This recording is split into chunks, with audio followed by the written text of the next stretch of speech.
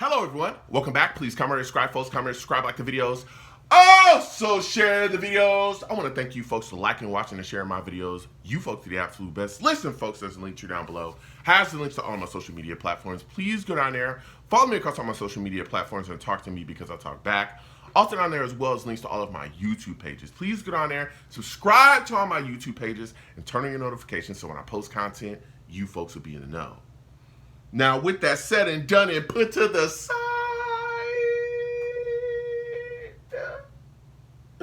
I've come to talk to you folks today about the New York Jets getting a gigantic victory, okay? A ginormous victory against the Philadelphia Eagles. The Jets beat the Eagles 20-14. 20-14, man. 20-14. And boy, what a game. First off, I want to salute to all the Savages, okay?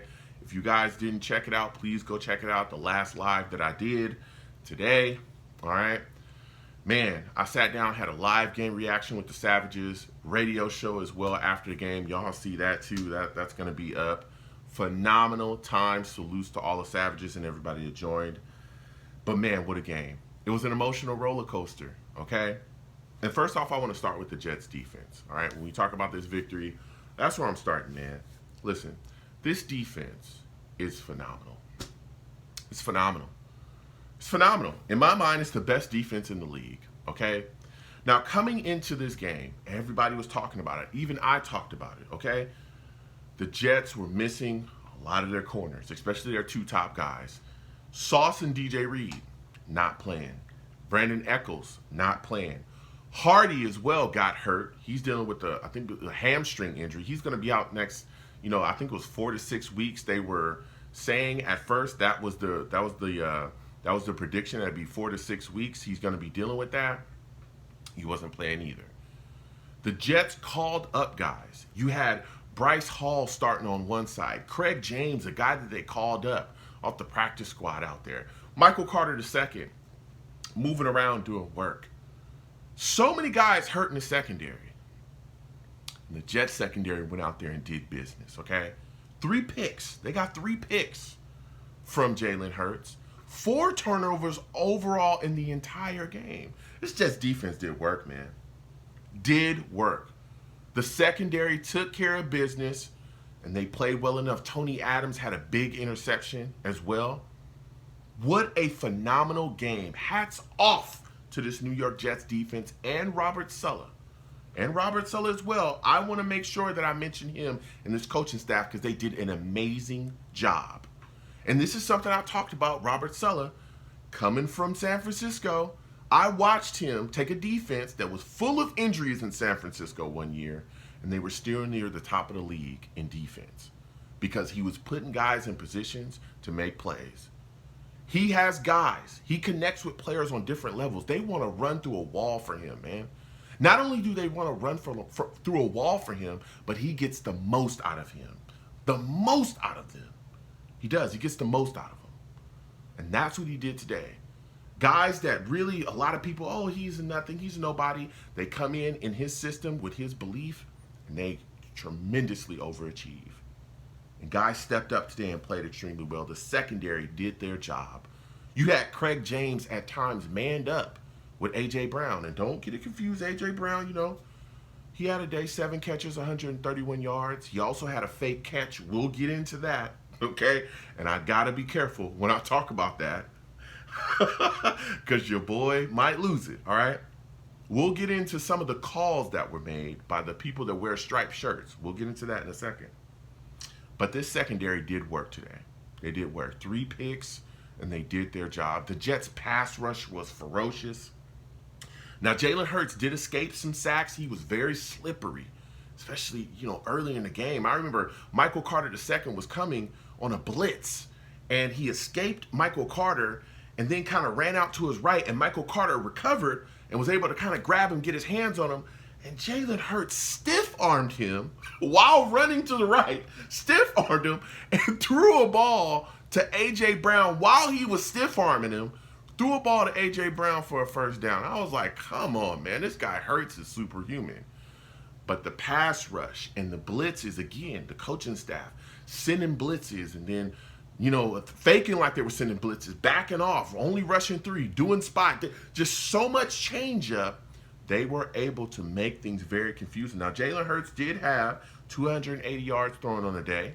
He had 1 TD that he threw, three picks. He also had a fake rushing TD. We'll get into that too. That's another questionable, decision that was made by the guys that wear striped shirts, okay? We'll be talking about that in a second. But this Jets pass rush stepped up and did work. They put pressure on guys like Bryce Huff, who continues to show up and show out. Continues to show up and show out, game in and game out. Continues to put in work. This is a guy that has been unbelievable this season. And he's looked amazing since the preseason. And he just continues to grind, man. Continues to show value in the pass rushing game. Jermaine Johnson looked amazing today. He was one of the guys that actually caused an interception on a pass rush. He actually smacked Jalen Hurts' arm and turned a throw he was trying to make into a duck that got picked off. Q was putting pressure on. He's doing work. Quentin Jefferson had a sack. Guys were putting on. Quincy Williams today, phenomenal.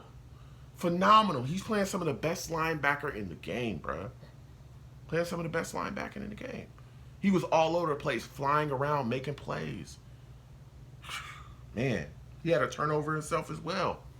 He got a turnover too. So, man, guys was doing work, man. Guys were doing work on this defense, the pass rush, the linebacking core. C.J. Mosley was phenomenal. This defense was unbelievable. Keep in mind, coming into this game, the Eagles was the second-ranked rushing team in the league. They only had 80 yards a day rushing. Total.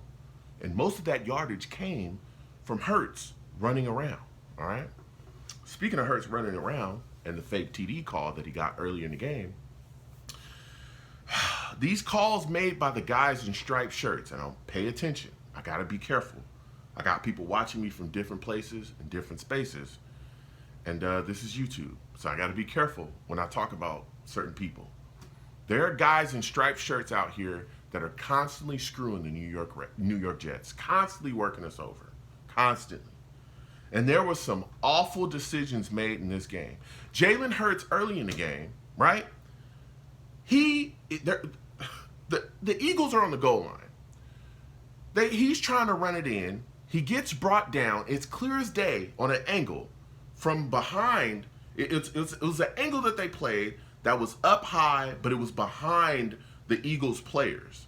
So you could clearly see that Jalen Hurts was down. His body was down. And then he reaches across the line. Initially, the play is called a fumble because another Eagles player was trying to grab the ball away from Jalen Hurts. And it looked like a fumble. They reversed that. And then we thought, okay, everything's good. The Jets are getting the ball back because it was on 4th down. And then they turned around and changed the play from a fumble recovery to a touchdown because they say he reached out and broke the plane with the ball. And we're like, what in the world are you talking about? He was down. Everything looked like he was down. His knee was down, the left side of his body was down, and he even reached out late. I don't get it, man. That was garbage. And these are garbage decisions that we're constantly seeing being made by the people that wear striped shirts. I'm tired of this.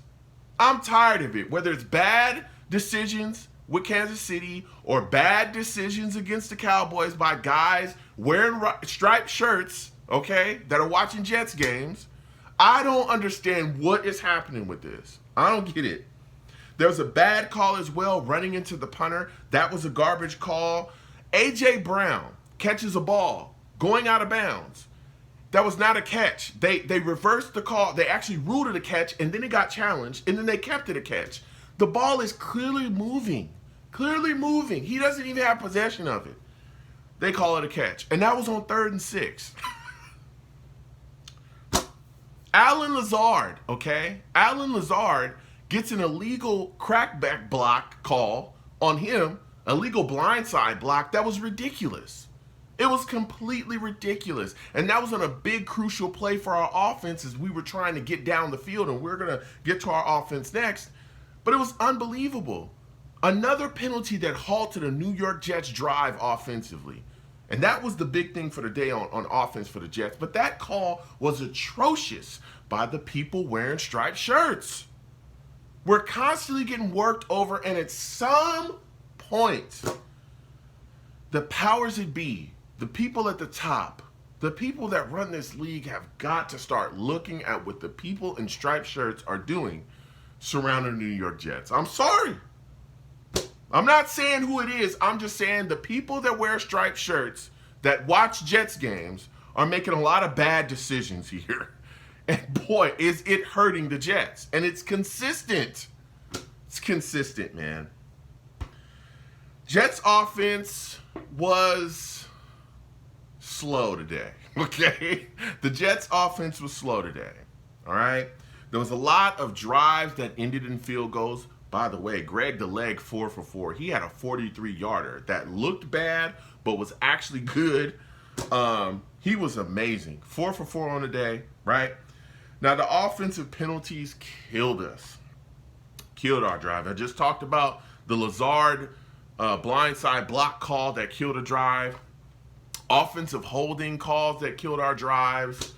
False starts that killed our drives. The right side of our offensive line, my goodness. Max Mitchell was awful. He was awful. There was so much pressure being let up over there, and we lost Tippmann as well. It's looking like he's, going to be dealing with the injury, going to be out. At least that's what Sulla said after the game. We'll see. Again, they're going to, get an MRI, do more workups on him. So we'll see what happens going forward. But they say it's looking like he's going to miss some time. So he was gone in the game. And then Schweitzer stepped in, and there was pressure being let up over there. They've got to clean that up. This offensive line, whoa, particularly the right side, gave up a lot of pressure. And Zach was, in a phone booth often and sometimes was running for his life. He was getting hit a lot tonight. He got a couple sacks on him. Man, whoa. But with all that being said, to me, Zach Wilson tonight played solidly, okay? Now, was he, Tom Brady or Patrick Mahomes or, Drew Brees or any other? No. But he did just enough. He played solid within the offense. He did what it took. He didn't make the big mistake, and he kept the New York Jets moving, okay? Zach Wilson was 19 of 33. He had 186 yards throwing the ball, no touchdowns, but no interceptions, okay? Breece Hall was also big for us, 12 carries, 39 yards. Also had a TD, 5 catches for 54 yards as well. And Garrett Wilson played very well for us too. 8 catches, 90 yards, all right? The New York Jets did what it took, man. They did what it took, led by the defense tonight, who was phenomenal. But, man, what a victory. What a victory by this team. The offense has got to clean some things up, but they did good enough.